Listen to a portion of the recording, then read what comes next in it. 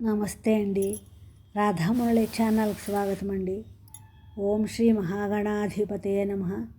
ఓం శ్రీ గురుభ్యో నమః. శ్రీమాత్రే నమః. మూక పంచశతి ఆర్యా శతకం 51వ శ్లోకం నుండి 55వ శ్లోకం వరకునండి.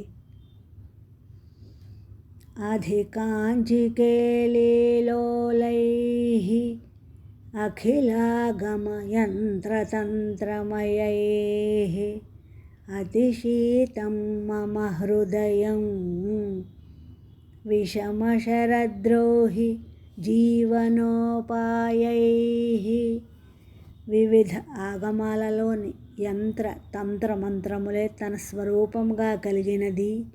మన్మధుడి శత్రువైన శివుడికి బ్రతుకు తెరువుగా ఉన్నది. కాంచీ నగరంలో వివిధ రకాల ఆటల మీద ఆసక్తి కలిగినది అయిన కామాక్షీదేవి దయతో నా హృదయం ఎంతో చల్లబడింది. నందతి మమ హృది కాచన మందిరయంతి నిరంతరం కాంచీం ఇందురవిమండలకుచా బిందువియన్నాద పరిణతా తరుణీ. సూర్యచంద్ర మండలాలే తన స్తనాలుగా కలిగినది. బిందువుగా ఆకాశంగా నాదంగా పరిమళించినది. ఎల్లప్పుడూ కాంచీనగరాన్నే తన నివాస మందిరంగా చేసుకున్నది అయిన కామాక్షీదేవి నా హృదయంలో ఆనందించుచున్నది, ఆనందాన్ని కురిపిస్తున్నది. శంపాలతా సవర్ణం సంపాదయితుం భవజ్వరచికిత్సాం లింపామి మనసి కించన కంపాతటరోహి సిద్ధభైషజ్యం.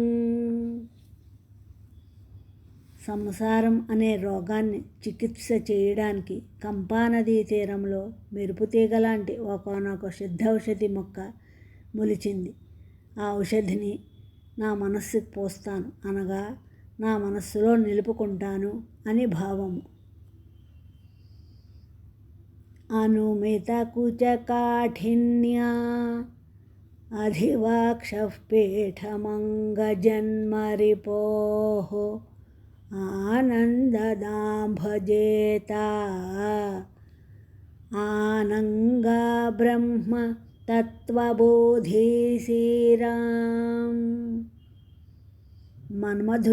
మన్మధుడి చేత ప్రతిపాదించబడిన బ్రహ్మతత్వాన్ని బోధించే నాడి వంటిది. మన్మధుడి శత్రువైన శివుడి హృదయం అనే పీఠం మీద అనుమానించబడిన స్తనాల కాఠిన్యం కలది, ఆనందాన్ని ప్రసాదించేది అయిన కామాక్షీదేవిని భజిస్తాను.